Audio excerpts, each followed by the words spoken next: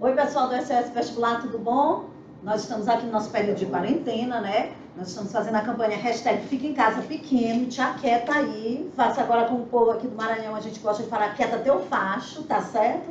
Mas mesmo estando em quarentena, não necessariamente significa dizer que nós precisamos parar.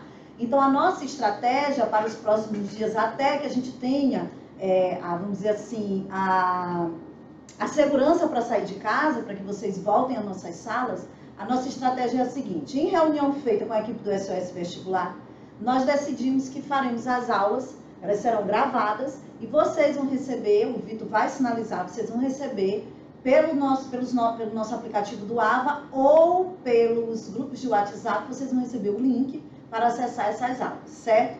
Como a gente tem que dar continuidade para o que foi trabalhado até então nos 3 turnos, eu vou fazer só um apanhado do que já vimos para vocês entenderem por que selecionei o assunto de hoje. Qual é o assunto? Intertextualidade, que vocês devem estar vendo aqui na nossa imagem, aqui no nosso slide. Então, vamos aqui comigo. Nós já trabalhamos, assim, a parte de linguagem, seus códigos e suas tecnologias, nós já trabalhamos vários aspectos. Quais? Trabalhamos os tipos de linguagem, acho que vocês lembram, linguagem verbal, não verbal e mista, os níveis de linguagem ou variações linguísticas, vamos só revisar. Nós vimos o nível culto, o nível popular e o nível regional, que é o regionalismo, que muita gente confunde com sotaque, a gente tirou essa dúvida. Sotaque é o modo de falar peculiar de cada região, regionalismo são palavras ou expressões típicas de determinada localidade ou região. Nós trabalhamos também os vícios de linguagem, lembram?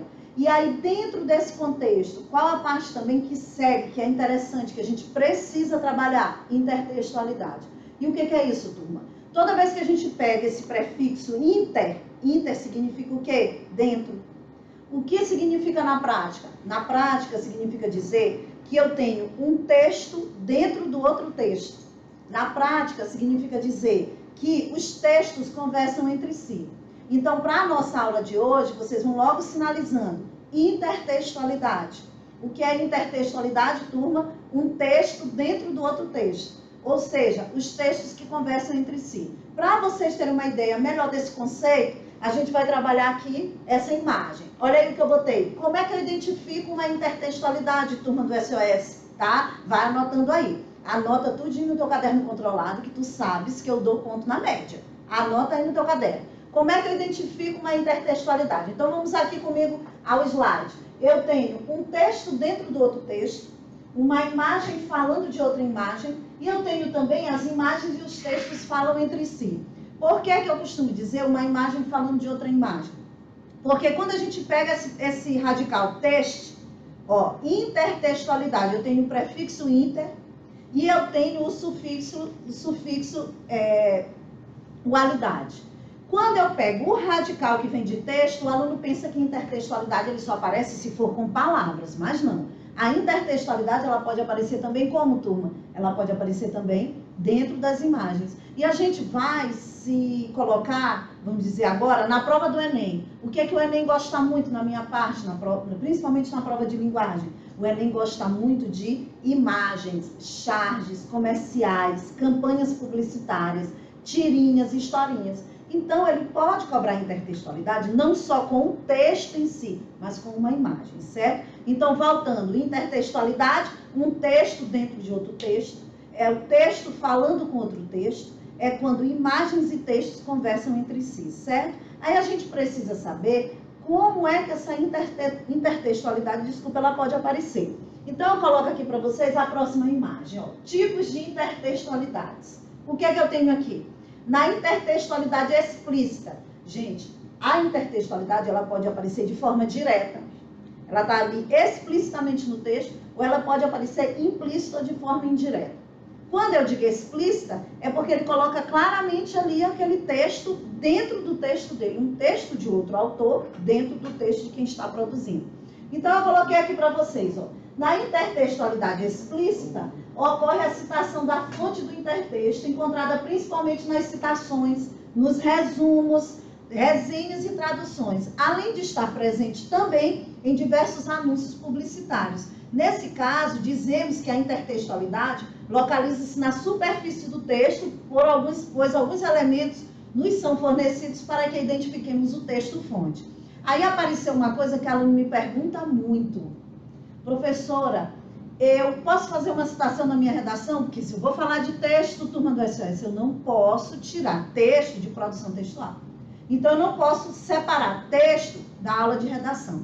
Muitos alunos, eles utilizam o quê? Eles utilizam a citação como forma de fomentar a argumentação dele, como forma de intensificar a argumentação dele, como forma de deixar essa argumentação mais forte, mais interessante. Se você usar uma citação, você está usando um tipo de intertextualidade. Alguns alunos, eles já sabem citações, principalmente de filósofos e sociólogos. A gente vai treinar daqui a pouco uma forma de eu mostrar a citação direta e eu mostrar essa citação de forma indireta, tá bom? Então, voltando aqui comigo. Se você usar o recurso da citação na sua redação, fique sabendo que você está usando uma intertextualidade. Então, nada impede que o Enem ele coloque na própria questão um trecho de uma dissertação com o uso da citação. Como é o nome desse tipo de intertextualidade? Explícita ou direta, ok? Mas a gente tem também a intertextualidade, que ela é o quê? Ela é implícita ou indireta. Vamos tentar ver uma explícita. Olha aqui comigo. Intertextualidade nas imagens. Gente, aí quando você pega esse comercial, tem escrito assim, horta de elite. Se não for hortifruti, pede para sair. Quem já assistiu aos filmes Tropa de Elite 1 e 2, sabe que uma coisa que eles usam muito no filme é, se não aguentar, pede para sair, pede para sair. Soldado, não dá para ti, pede para sair. Então, olha o que eles fizeram.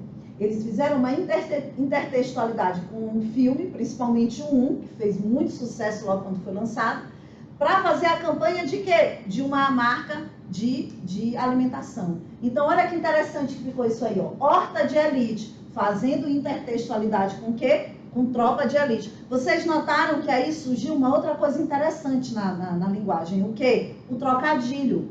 Eu troquei na tentativa de trazer para o meu comercial. O filme não é Tropa de Elite? Para trazer para o comercial de alimentação, o que é que eu botei? Horta de elite. Então, eu fiz um trocadilho no início para adequar a campanha publicitária. E olha que interessante, como é que eu tenho certeza que ele tirou do filme. Primeiro, aquela boina ali que é típica do quê? Dos soldados da tropa de elite, do filme. É típico daquele soldado que é do BOPE, no filme. Vocês, se já assistiram, vão lembrar. E outra é o trecho que tem bem embaixo. Se não for hortifruti, pede para sair. Lembra? Não aguenta? Pede para sair, soldado. Pede para sair, tá? Então, aí é um tipo de intertextualidade direta. Ele colocou um trecho que é típico de um filme, uma fala que é típico de um filme, e fez um trocadilho no início. Vamos ver um outro exemplo? Olha aqui. Já a intertextualidade implícita. O que é implícita, turma? Indireta.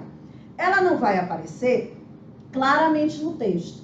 Ela vai aparecer com outras palavras. Ali, quando você viu a imagem, você percebeu que tinha a boinazinha ou capzinho do soldado, tinha uma fala direta ali do filme, que era muito comum, pede para sair, não aguenta, pede para sair, mas eu tenho também a intertextualidade implícita. O que é isso? Ela ocorre de maneira diferente, pois não há citação expressa da fonte, fazendo com que o leitor busque na memória os sentidos do texto.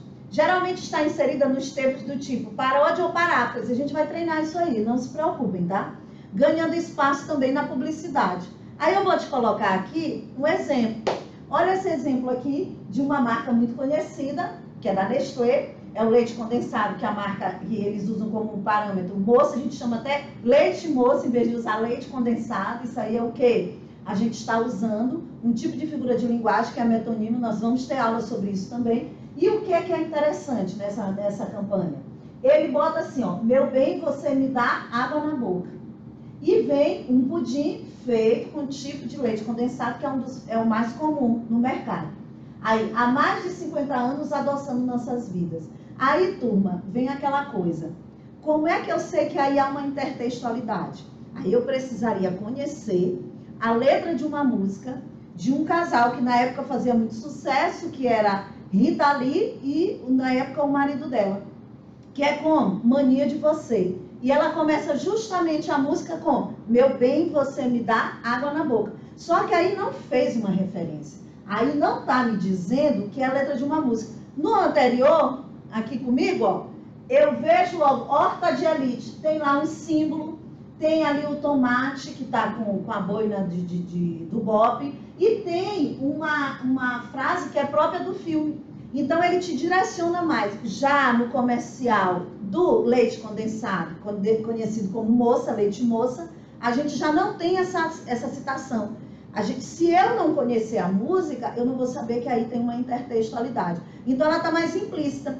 Ele não me mostra a fonte. Ele não bota assim embaixo, entre parênteses, mania de você, Rita Lee. Não bota. Ele não me dá a fonte. Então ela é o quê? Uma intertextualidade indireta, ok? Esses dois tipos de intertextualidade, direta e indireta, eles são muito utilizados nos comerciais também. Não pensem que intertextualidade é só para texto. Não. Pode ser também dentro das campanhas publicitárias, dentro das charges, ok? E vamos lá. Continuando essa questão de intertextualidade, alguns alunos me perguntam muito sobre como fazer uma citação. Então vamos comigo. Toda vez que você quiser citar algo no seu texto, volto a dizer, para tornar mais forte sua argumentação, você pode usar a citação de duas formas. Quais são? A citação direta é aquela em que você pega do jeito que está ali na obra original, não se esquecendo de alguns detalhes. Quais? Se você for botar uma citação direta, você tem que me sinalizar no texto de quem é a citação. Isso aí eu falo muito em sala. Professora, como é que eu sinalizo? Se você vai pegar uma citação, por exemplo, de Immanuel Kant, você tem que colocar, segundo Immanuel Kant, e, se possível, colocar que ele era filósofo. Se você souber a origem do filósofo, ótimo. Se não, você também não precisa saber até o CPF dele, gente. Não precisa isso tudo. Você precisa me dizer de quem é a citação, ter certeza disso, e, se possível, qual é a função, ou qual era a função, qual era a profissão da pessoa citada. Então, se você botar de forma direta, quais são as técnicas? Começa, segundo Immanuel Kant, de acordo com Immanuel Kant, para Immanuel Kant, filósofo, certo? Aí a citação direta, olha aí, ó, ocorre quando a cópia é feita de forma integral, idêntica ao texto de origem. Então, você não vai adaptar, você tem que botar de forma idêntica ao texto original. Vou te dar um exemplo. Vocês que estudam, que estão treinando para redação, que tem que apresentar uma base muito grande de filosofia, sociologia e da literatura universal, vocês já devem ter ouvido falar de Jean-Jacques Rousseau, tá? Ele tem uma teoria que ela se encaixa em vários temas, para vários temas. Qual é a teoria? A teoria do bom selvagem. O que é que diz essa teoria? Aí a gente vai lembrar um pouquinho aí, professor Lucas, né? Que dá show nessa parte. Ele diz que todo homem nasce bom, mas o contato com a civilização pode corrompê-lo. Eu tenho duas formas para colocar essa teoria. Se eu souber a forma original, aquela que está na obra original de Rousseau, eu vou escrever mais ou menos assim. Dá uma olhada aí no nosso slide. Segundo Rousseau, aí, vírgula, não se esqueçam disso também, a questão de pontuação, hein, turma do SOS. Se você iniciar com segundo fulano de tal, de acordo com fulano de tal, para fulano de tal, depois que coloca o nome, vírgula. E se você colocar filósofo contemporâneo, filósofo do século tal, vírgula, coloca essa expressão, filósofo, sociólogo, entre vírgulas. Não se esqueçam disso. Botou a vírgula, abre aspas, tá? A pergunta que muita gente me faz também. Professora, quando eu abro as aspas, eu sou obrigada a começar com letra maiúscula? Não. Até porque o início do parágrafo não é a citação. O início do parágrafo é de quem é a citação. Bora tirar essa dúvida? Se eu começar pelo autor ou autora, você comece com letra maiúscula. Segundo fulano de tal, vírgula. Filósofo do século XIX, vírgula. Aí, abre aspas. A citação é minúscula. Agora, é diferente quando o aluno ele começa o parágrafo com a citação. Se ele começar com a citação direta, ele já começa abrindo as aspas, aí a letra é maiúscula. A letra inicial da primeira palavra é maiúscula. Tirei a dúvida? Então lá vai. Segundo Rousseau, aí vírgula, abre aspas, todo homem nasce bom, mas o contato com a civilização o corrompe. Aí, fecha as aspas. Aí eu botei ponto. Essa é a chamada teoria do bom selvagem. Aí, por que você botou essa teoria, turma? porque você vai adaptar ao tema que você está trabalhando. Porque esse tema pode ser corrupção, esse tema pode ser a questão de que a pessoa, ela não nasce com a personalidade pronta. Esse tema pode ser trabalhado, essa citação ela pode ser trabalhada para vários temas, ok? Então, voltando, que tipo de intertextualidade foi que eu usei no slide aqui em questão? A intertextualidade através da citação. Qual tipo de citação, turma do SOS? Olha aí, manhã, tarde, noite, citação o quê? Direta, ok? Agora vamos ver uma citação quando ela é indireta. Dá uma olhada aqui, turma, o que eu fiz. Eu vou pegar o mesmo autor, eu vou pegar a mesma teoria, mas eu não me lembro na hora de fazer meu texto, até porque quando a gente vai produzir um texto, tem um fator que é determinante, o nervosismo. Às vezes o aluno, ele sabe, ele treinou, mas ele ficou nervoso. Ele lembra a teoria, mas ele não está conseguindo lembrar ao pé da letra como é do texto original. Ele vai fazer uma adaptação.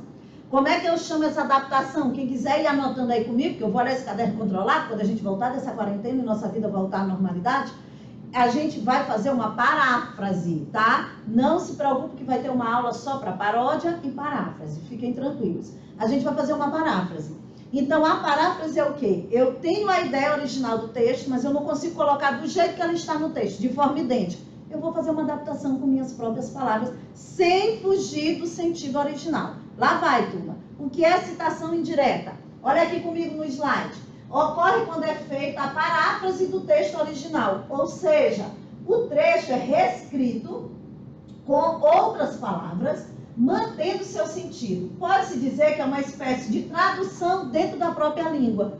Então, eu tenho um trecho de um autor que eu gosto muito, eu vou traduzir de uma forma mais fácil com minhas palavras. Detalhe, mantendo o nível culto da língua.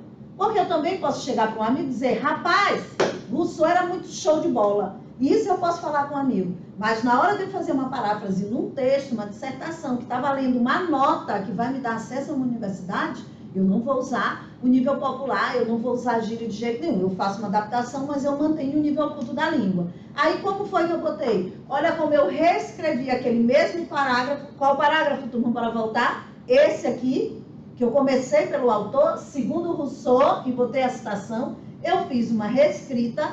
Olha como ficou. Rousseau, em sua teoria do bom selvagem, abordou a ideia de que todo ser humano nasce bom, mas algo na civilização pode corrompê-lo. Olha aí, ó, uma nova leitura, sem sair do texto original, que me faz saber que o aluno conhece a teoria do bom selvagem, mas ele não se sentiu na obrigação de colocá-la de forma idêntica ao texto original. Olha como ficou interessante, eu fiz uma releitura, eu reescrevi aquele trecho. E se vocês pararem para observar, ficou a mesma quantidade de linhas, praticamente, e eu não saí do sentido original. Então, para esse nosso primeiro vídeo, o que é que eu quero de vocês? Treinem intertextualidade. Na sequência, nós vamos postar atividades sobre isso, certo? Nós vamos estar postando sempre que nós terminarmos um assunto, nós vamos postar as atividades, ok? Para a nossa primeira aula de intertextualidade, o ponto principal é esse, saber identificar. Na nossa próxima videoaula, vamos estudar paráfrase e paródia. Obrigada pela atenção, um beijo, saudade de vocês, viu?